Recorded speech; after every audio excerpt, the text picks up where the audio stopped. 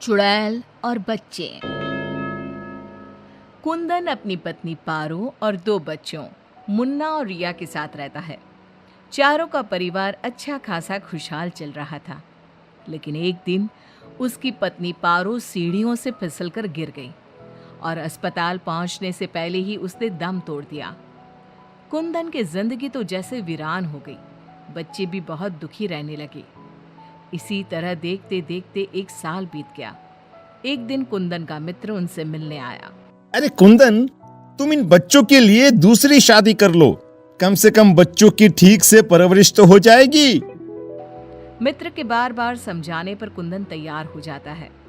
नई माँ रूपा शुरू में बच्चों और कुंदन का बहुत ख्याल रखती है, पर 6-7 महीने बाद ही वो कुंदन के जाने के बाद आराम से सो जाती। और जब मुन्ना और रिया स्कूल से आते तो, ए रिया, जल्दी से पूरे घर की सफाई कर और बर्तन धो दे, तभी खाना मिलेगा। और मुन्ना, जाकर छत की धुलाई कर। वो बच्चों से ही घर का सारा काम करवाती है। उन्हें खाना भी ठीक से नहीं देती। खुद के लिए और कुंदन के लिए वो बढ़िया बढ़िया पकवान बनाती। जब रात को कुंदन काम से वापस आता तो, अरे, बच्चों ने खाना खा लिया? उनको तो मैंने कब का खिला पिलाकर सोने भेज दिया है। कितना ख्याल रखती है ये बच्चों का।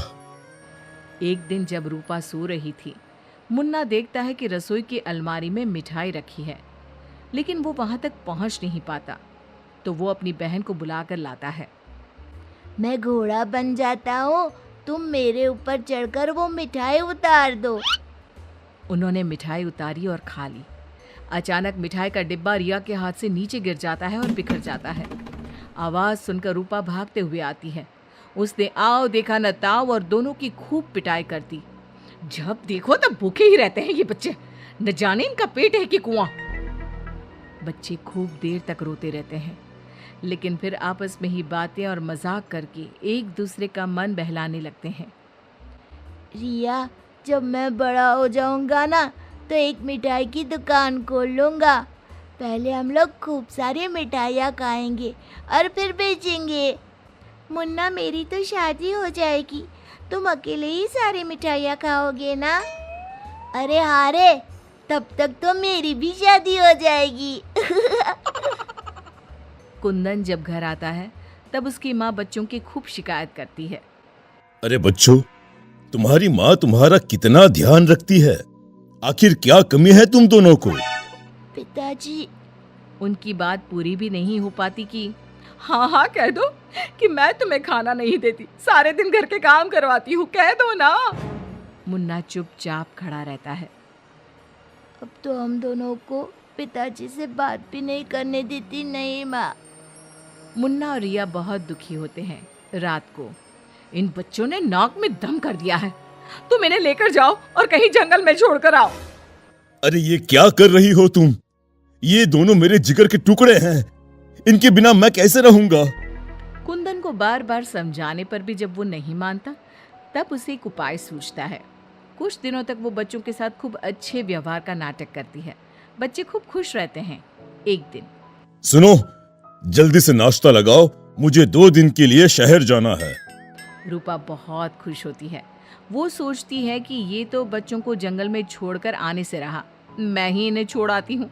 कुंदन के जाने के बाद, बच्चे चलो, आज हम तुम्हारी नानी के घर चलते हैं। बहुत देर तक चलते चलते जब वो सब घने जंगल में पहुंच जाते हैं तब, माँ, इधर का नानी का घर है, लगता है हम रास्ता भूल गए हैं।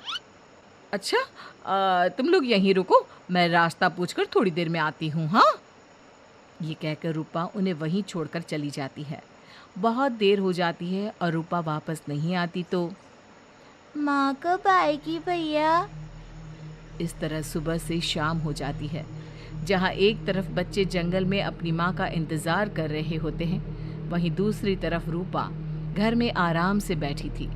इसी तरह 2 दिन बीत जाते हैं और 2 दिन बाद कुंदन जब घर वापस आता है तो, बच्चे कहाँ हैं? मैं उन्हें जंगल में छोड़ आई। ये तुमने क्या किया रूपा? बच्चे बेचारे जंगल में अकेले कहाँ भटक रहे होंगे? क्या किया तुमने ये? देखो, अगर तुम्हें अपने बच्चों की इतनी ही चिंता है ना, तो जाओ तुम और उन्हें ढूंढते रहो। कुंदन बच्चों को ढूंढने की बहुत कोशिश करता है, पर बच्चों का कुछ भी पता नहीं चलता। कुंदन बहुत दुखी होता है।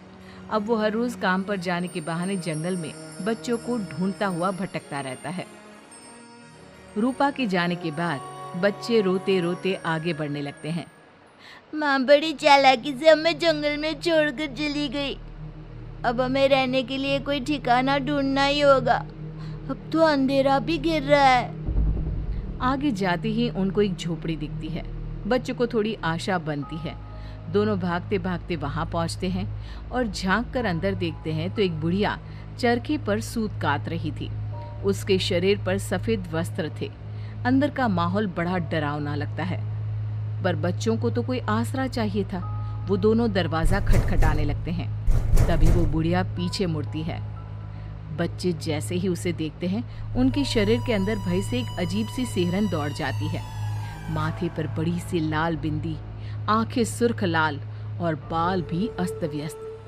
जैसे ही उसकी नजर मुन्ना और रिया पर पड़ती है, उसके चेहरे की रौनक बढ़ जाती है। वो बड़ी प्रसन्न होकर कहती है, आओ आओ बच्चों, मैं तुम्हारी दादी जैसी ही तो हूँ, आ जाओ। बच्चों को प्यार से वो घर के अंदर बुलाती है। बच्चों के लिए खूब सारी मिठाइयाँ, फल और बिस्किट ले आती है। बच्चे तो पहले से ही भूखे थे। वे खाना देखकर उस पर टूट पड़ते हैं। उनका सारा डर भी दूर हो जाता है। वो खाने के बाद तुरंत ही सो जाते हैं। जब सुबह उठते हैं तो बच्चों, हम घर के पीछे वाले बगीचे में चलते हैं। वहाँ बहुत सुंदर फूलों का बगीचा था। मुन्ना और रिया वहीं खेलने लगते हैं। बुढ़िया अंदर चली जाती है। तब तक मुन्ना की नज़र एक गिलहरी पर पड़ती है जो एक कोने में दुबकी हुई थी।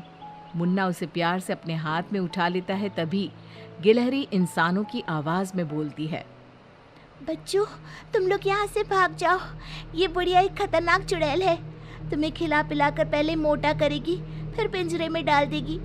सभी बच्चों को ये जादुई छड़ी से पशु पक्षी बनाकर बगीचे में रख देती है। एक एक करके अपनी जादू की छड़ी से सबको बेहोश कर देती है और कढ़ाई में तेल गरम करके पकोड़े बनाकर खा जाती है। इसके पास एक आदमकद का पिंजरा है। ये खुद उसकी सफाई करती है। ये कहकर गिलहरी जमीन पर कूद जाती है। जब दोनों घर में जाते हैं तो देखते हैं कि बुढ़िया पिंजरे की सफाई कर रही थी और उसके मुंह पर खून लगा था। बच्चों को देखते ही अपना मुंह पोंछने लगती है वो। रिया चारों तरफ जादू की छड़ी ढूंढने के लिए नजर दौड़ाने लगती है। अचानक उसे जादू की छड़ी दिखाई देती है और वो दोनों लपटकर वो छड़ी उठा लेते हैं। जादुई छड़ी, पिंजरा बंद कर दो। पिंजरा बंद हो जाता है।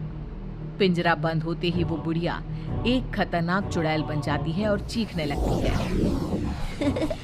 दादी, आज तुम भी पिंजरे में बंद होने का मजा उठा लो ना। दोनों हंसते हैं। दादी दादी, यही वो जादुई छड़ी है ना जिससे तुम सब बच्चों को चूहा, बिल्ली और गिलहरी बनाती हो? बोलो, तुमको क्या बनना है? मुझे बाहर निकाल, वरना मैं तेरा खून पी जाऊंगी। छड़ी मेरे हवाले कर दे। दादी, पिंजरे में कुछ खाने को दो। ये लो, तब तक आम की गुठलियां चूसो। इनमें अभी भी बहुत रस बचा है। दोनों आम की ढेर सारी गुठलियां पिंजरे में फेंक देते हैं। एक बार मैं बाहर आ जाऊं ना, तुम दोनों के पकोड़े बनाकर चबा जाऊंगी। जे काली कलकत्ते वाली, तेरा वचन न जाए खाली। जादुई छड़ी, इस चुड़ैल को मछली बना दो। जादुई छड़ी, एक बड़े से कढ़ाई में तेल गरम कर दो। जादुई छड़ी चुड़ैल को मछली बना देती है। दोनों उसे उठाकर एक बाल्टी में डाल देते हैं। कढ़ाई में तेल गरम हो रहा होता है। मुन्ना और रिया दौड़कर बगीचे में जाते हैं। वहाँ बहुत सारे जानवर और पक्षी होते हैं। जादुई छड़ी, इन सारे लोगों को इनके असली रूप में बदल दो। तभी सारे जानवर और पक्षी बच्चों में बदल जाते हैं। सब कमरे में आ जाते हैं। हमें इस चुड़ैल ने बहुत तड़पाया है, चलो आज इसको मजा चखाते हैं। जादुई छड़ी, इस चुड़ैल को पिंजरे में डालकर फिर चुड़ैल बना दो। पिंजरे में कैद होकर चुड़ैल फिर चिल्लाने लगती है। ये सारे के सारे शैतान कैसे यहाँ आ गए? जैसे तुम पिंजरे में बंद हो गई वैसे ही हम सब भी यहाँ आ गए। सभी बच्चों ने पिंजरे में ठंडा ठंडा पानी फेंकना शुरू कर दिया। चुड़ैल पहले तुम नहा लो, फिर हम तुम्हें मछली बनाकर पकौड़े बनाकर खा जाएंगे। सभी बच्चे ताली बजाकर खूब हंसते हैं। बच्चों मुझे माफ कर दो, मैं कभी ऐसा नहीं करूंगी। एक बार मुझे पिंजरे से निकाल दो। दोस्तों, क्या हमें इस चुड़ैल की चिकनी चुपड़ी बातों में आना चाहिए? नहीं, बिल्कुल नहीं, नहीं, बिल्कुल नहीं। मुन्ना जोर से छड़ी फटकारता है। जादुई छड़ी, इस चुड़ैल को मछली बनाकर कढ़ाई में डाल दो। मछली की कढ़ाई में गिरते ही बहुत तेज आवाज होती है, जैसे कहीं बिजली चमकी हो। सभी बच्चे डरकर एक दूसरे से चिपक जाते हैं। मछली का आकार बहुत बड़ी सी चुड़ैल का हो जाता है। वो बार बार कढ़ाई से निकलने की कोशिश करती है। सभी बच्चे मिलकर उसे फिर कढ़ाई में ढकेल देते हैं। अंत में वो गर्म तेल में जलकर मर जाती है। सब बच्चे खुश होकर तालियां बजाने लगते हैं। मुन्ना जादू की छड़ी की सहायता से सभी बच्चों के साथ शहर आ जाता है। जब वे अपने घर पहुंचते हैं तब पिताजी, हम आ गए। कुंदन उनकी आवाज सुनते ही भागता हुआ आता है। बच्चों को देखकर उसकी आंखों से झरझर आंसू गिरने लगते हैं। पिताजी, आप रोइए मत, अब हमारे दुख के दिन खत्म हो गए हैं। मुन्ना कुंदन को सारी बात बताता है। जादुई छड़ी पाकर उनके सारे कष्ट खत्म हो जाते हैं। अब तो नई माँ भी उनको प्यार करने लगती है।